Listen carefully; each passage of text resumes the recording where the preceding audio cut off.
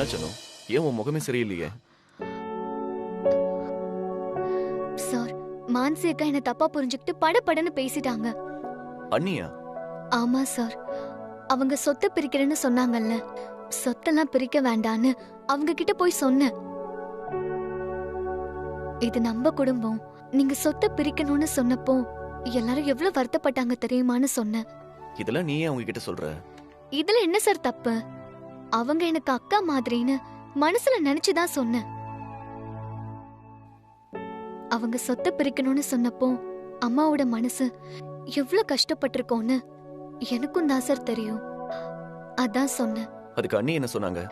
படபடன்னு பேசிட்டாங்க சார். நீ எனக்கு அட்வைஸ் பண்ற வேலைலாம் வச்சுக்காத, உனக்கு அந்த தகுதியும் தராதரமும் கிடையாதுன்னு சொல்லிட்டாங்க. அப்படியா சொன்னாங்க? சொத்தை பிரிக்கிறதுக்கு பதிலா எங்க சொத்தையும் நீங்களே எடுத்துக்கோங்க, நாம எப்பவும் ஒன்னா இருப்போம்னு சொன்ன.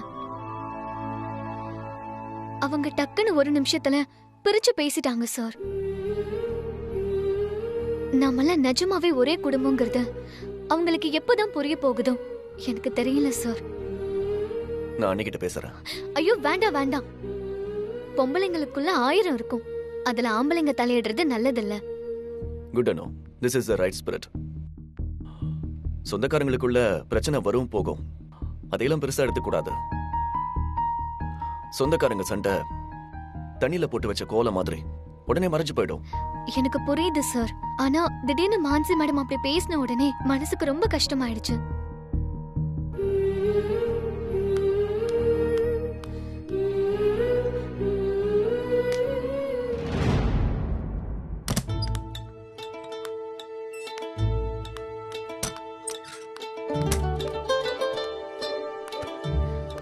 குட் நைட் அனு. ஏன் சார் வெளியில போய் படுக்கிறீங்க?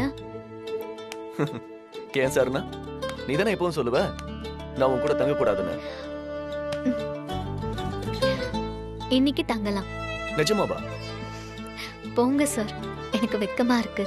இல்ல, உன்னை நம்ப முடியாது.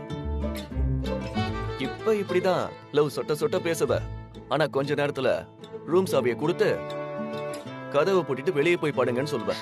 அதெல்லாம் நான் சொல்ல மாட்டேன் சார், நீங்க இன்னைக்கு இங்கே இருங்க. ஆனா அன்னைக்கு சொன்னீங்க. அன்னைக்கு என்னமோ ஒரு பயம் சொன்ன. இன்னைக்கு பயம் போயிடுச்சா? லேசா இருக்கு, ஆனா நீங்க என் கூட இருந்தா பயம் போயிடும். இது என்ன புது கதையா இருக்கு? அப்ப ஏன் அன்னைக்கு வேற மாதிரி சொன்ன? ஐயோ, அன்னைக்கு தெரியாம சொல்லிட்டேன், போதுமா? வேண்டாமா, கொஞ்ச நேரம் ஆனதும் என்ன வெளியே போன்னு சொன்னாலும் சொல்லுவ, அதுக்கு நான் இப்பவே போயிடுறேன். சரியான டியூப் லைட் காலம் ஃபுல்லா உங்களுக்கு தின்னதான். கிளம்புங்க. ஹேய், அது இல்ல அனு. சஷ்டியை நோக்க சரவண பவனா. எப்படியும் இங்கதான் வந்தாகணும், அப்போ இருக்கு உங்களுக்கு.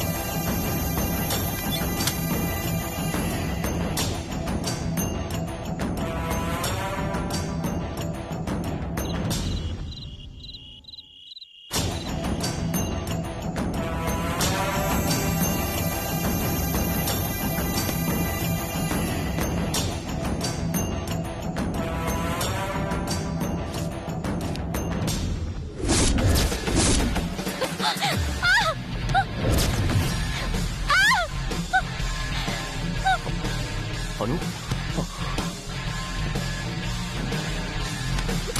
அனு, என்னாச்சு அனு? ஏன் கத்துன? சார், அங்க ஏதோ ஒரு உருவம் இருந்துச்சு.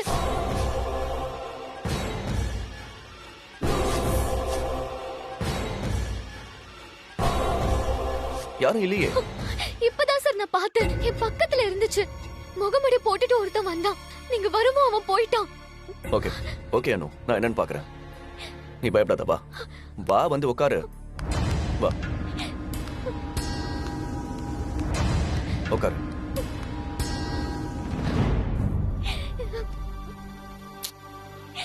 ஏன் அனு அழற? என்னால எல்லாருக்குமே கஷ்டம் சார். எனக்கு வாழவே பிடிக்கல சார். ஆசையா ஒரு 2 நிமிஷம் கூட உங்க கூட பேச முடியல. அதுக்குள்ள அந்த தேவநந்தினி வந்துடுறா.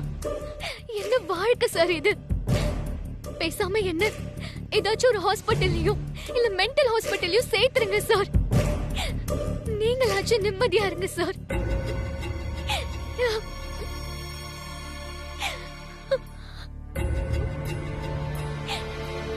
என்ன பேசுற நீ?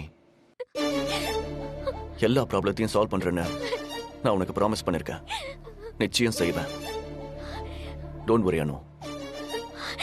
இல்ல சார், என்னாலதான் எல்லா ப்ராப்ளமும். நீங்களாச்சும் சந்தோஷமா இருங்க. நீ இல்லாம எனக்கு என்ன சந்தோஷம்? எப்போதான் சார் நானும் நார்மல் ஆவேன்? நீ எப்பவும் நார்மல் தான். ப்ராப்ளம் உன்னால இல்ல, தேவநந்தினியால. ரஞ்சித் சீக்கிரமே வந்துருவான். எல்லா ப்ராப்ளத்துக்கும் நிச்சயம் சொல்யூஷனோட வருவான். அது வரைக்கும் நீ கொஞ்சம் பொறுமையா இரு. இப்படி ஏதாவது ஒண்ணு நடந்துகிட்டே இருந்தா எப்படி சார் பொறுமையா இருக்கிறது? It's okay. பேசாம படுத்து தூங்க. இனிமே எனக்கு தூக்கமே வராது சார். எல்லாம் வரும். நீ முதல்ல படு சொல்ற. வா வா.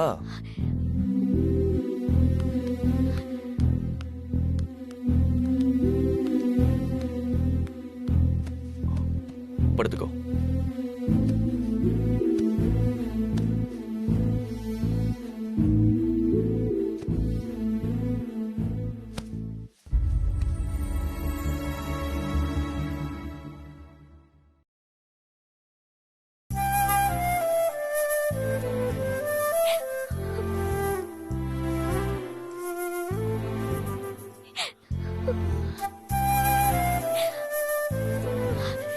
அழாம தூங்கு. பயமா இருந்தா சாமி பேரை சொல்லுவியே, சொல்லிக்கிட்டே தூங்கு. சூர்யா, சூர்யா, சூர்யா, சூர்யா, சூர்யா, சூர்யா, சூர்யா. நீங்க இங்க இருக்க வேண்டாம் சார். போயிடுங்க சார் ப்ளீஸ்.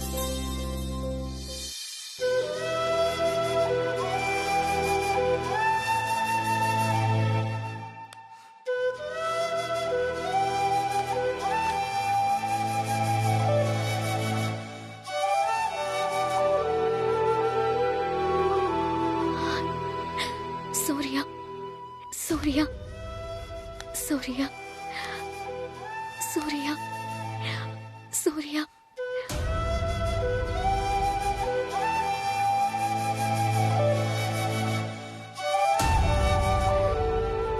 சூர்யா, சூர்யா.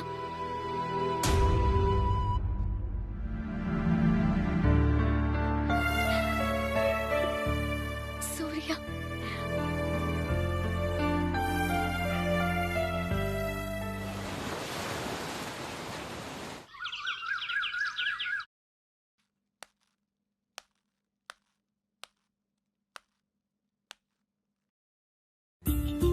இவன் ஏன் இன்னைக்கும் இங்க தனியா தூங்குறா?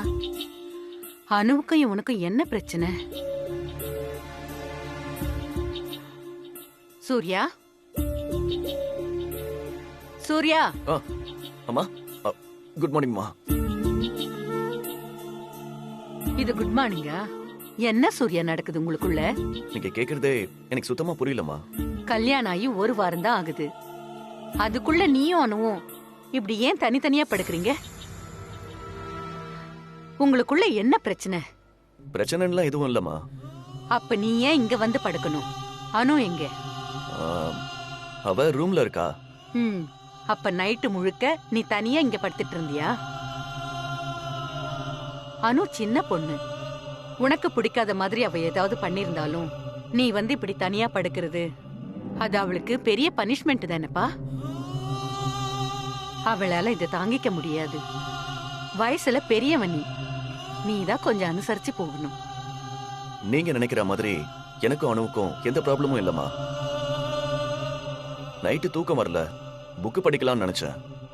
உள்ள லைட் போட்டா அணுவுக்கு தொந்தரவா இருக்குமேன்னு இங்க வந்து படிச்சேன். அப்படியே தூங்கிட்டேன். என்ன புக்கு படிச்ச? நீ பொய் சொன்னா ஒரு நொடியில நான் கண்டுபிடிச்சிருவேன்னு உனக்கு தெரியாது? நீ இப்படி தனியா தூங்குறது நேத்தும் கவனிச்சேன். அப்பவே கேட்கலான்னு நினைச்சேன். ஆனா புதுசா கல்யாணம் ஆனவங்களுக்குள்ள இப்படி சின்ன சின்ன சண்டை வர்றதெல்லாம் சகஜம். அத நாமளே பெருசாக்க கூடாதுன்னு தான் நான் கேட்கல. ஏதாவது ஒரு பதில் சொல்லி என்னை ஏமாத்திடலான்னு மட்டும் நினைக்காத. நான் கேக்குறது உன் வாழ்க்கை நல்லா இருக்கணுங்கிறதுக்காக தான். அத முதல்ல புரிஞ்சுக்கோ. சாரிம்மா, ஆனா எனக்கு அணுவுக்கும் எந்த ப்ராப்ளமும் இல்ல. இதுல எந்த பொய்யுமே இல்ல, நம்புங்கம்மா.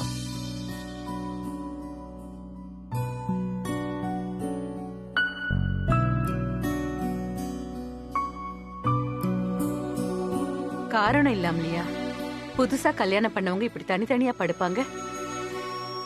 என்னமோ நடந்திருக்கு. இவன் அதை என்கிட்ட சொல்லாம மறைக்கிறான்.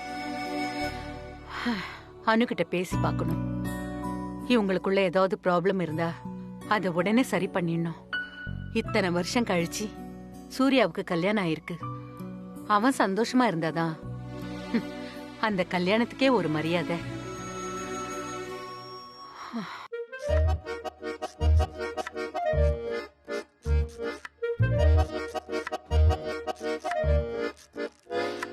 அக்கா, நல்ல பொடிசா நறுக்குங்க.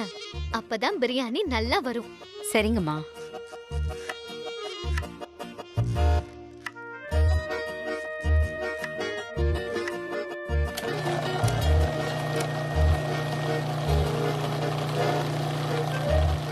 மறக்காம தண்ணி விடாம அரைங்கக்கா. அப்பதான் பிரியாணி நல்லா இருக்கும்.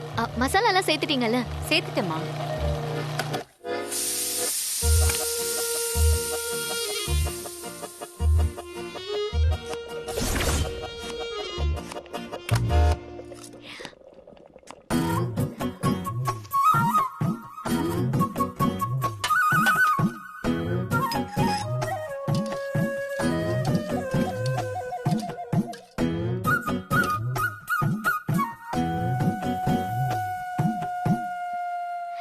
Wow, super.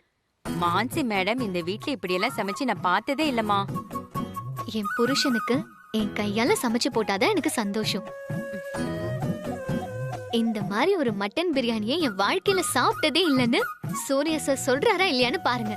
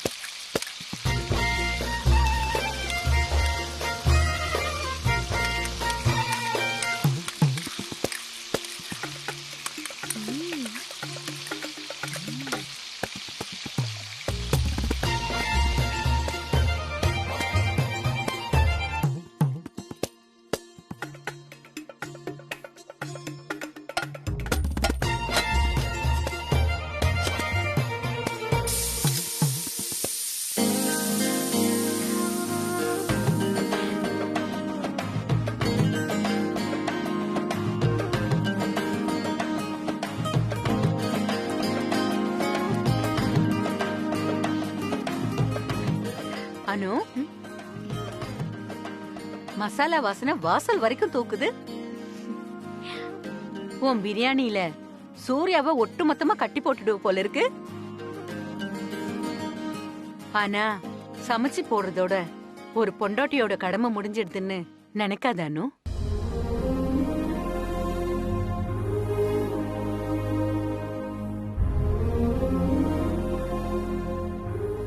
நான் என்ன சொல்றேன்னு புரியுதுல்ல? உன்னை பத்தி எனக்கு நல்லா தெரியும் அனு. நீயும் நானும் கோயில்ல முதல்ல பாத்துக்கிட்டத நான் எப்பவுமே மறக்க மாட்டேன். நீதான் சூர்யாவுக்கு ஏத்த பொண்ணுன்னு எனக்கு அப்பவே தோணுச்சு. அப்பவே முடிவு பண்ணிட்டேன் நீதான் என் மருமகன்னு. இப்ப வரைக்கும் அதுல எனக்கு எந்த சந்தேகமும் இல்ல. சூர்யாவுக்கு நீதான் பெஸ்ட் மேட்ச். ஆனா இப்ப உங்க ரெண்டு பேருக்குள்ள என்ன ப்ராப்ளம்னு எனக்கு தெரியல. எங்களுக்குள்ள எந்த ப்ராப்ளமும் இல்லம்மா. அப்புறம் ஏம்மா சூர்யா தனியா வெளியில படுத்துட்டு இருக்கான்?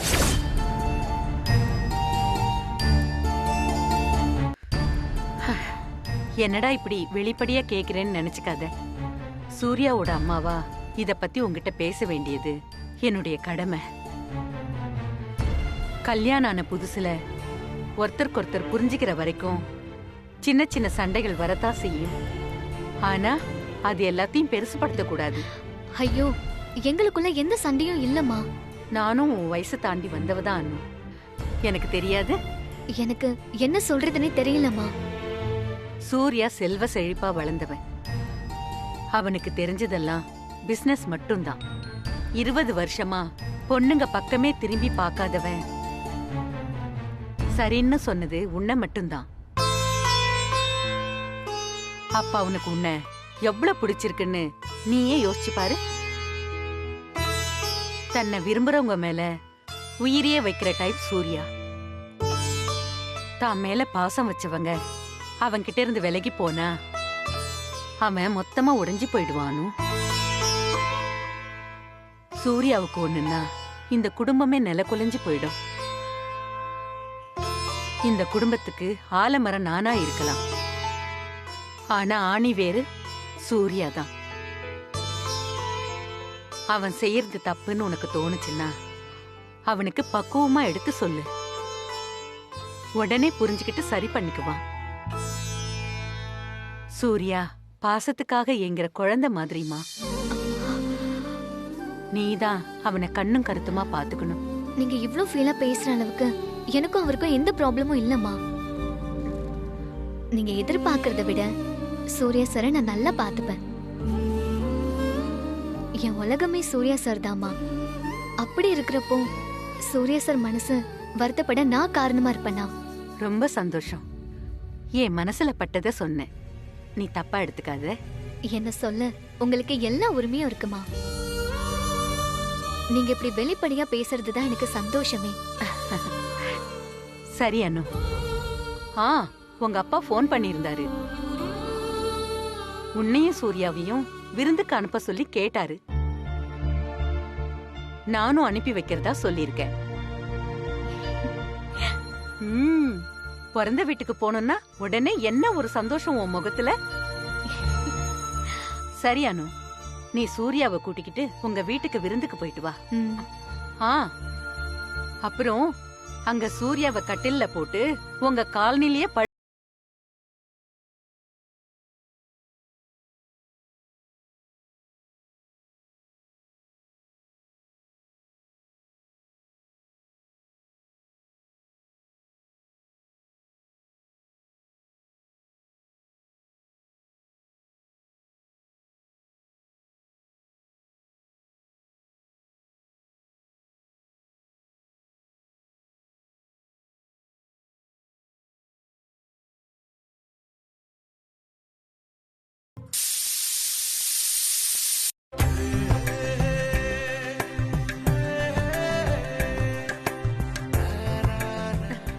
பாத்தியா மனசி அனுவ எவ்வளவு அழகா ட்ரெஸ் பண்ணிருக்கான்னு.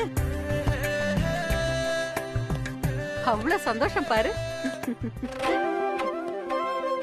வாவ், என்ன ட்ரெஸ்ஸிங்லாம் இன்னைக்கு பலமா இருக்கு. உட்காரு. போற இடம் அப்படிப்பட்ட இடம் ப்ரோயின்லோ. அப்படி என்ன இடம் மான்சி? அதெல்லாம் லேடிஸ்க்கு தான் புரியும், உனக்கு புரியாது. ஓ, அப்படி எங்க போக போறானோ? இன்னைக்கு உங்க மாமனார் வீட்ல விருந்து, அதுக்கு தான் போறோம். அதான் அண்ணி இவ்ளோ பயங்கரமா ட்ரெஸ் பண்ணி ரெடியா இருக்காங்களா? பயங்கரமா ட்ரெஸ் பண்ணிருக்காங்களா? What is this Chandra? அது வந்து மான்சி ரொம்ப நல்லா ட்ரெஸ் பண்ணிருக்காங்களேன்னு சொல்ல வந்த மான்சி, வேற எதுவும் இல்ல. நீ இது தப்பா எடுத்துக்க. என்னடா அனுமுகத்துல 1000 வாட்ஸ் பல்ப் பிரைட்னஸ் மின்னுதேன்னு யோசிச்சேன். அவங்க அம்மா அப்பாவை பார்க்க போறாளா? அதான் இப்பதானே புரியுது. ரொம்ப கிண்டல் பண்ணாதீங்க சார். அம்மா அப்பாவுக்கு கண்டிப்பா ஸ்பெஷல் தான், அதை இல்லன்னு சொல்ல முடியுமா? அதுவும் பொண்ணுங்களுக்கு பிறந்த வீடு போனோம்னா அதுல ஒரு தனி சந்தோஷம் வரதா செய்யும். மென்ஸ்க்கு அந்த சந்தோஷம் என்னைக்குமே கிடைக்காது. நானே உங்க வீட்டுக்கு போகணும்னு நினைச்சிட்டே இருந்தேன். அப்படியா? உங்க அப்பா அம்மாவை வம்பு இழுத்து ரொம்ப நாள் ஆச்சு.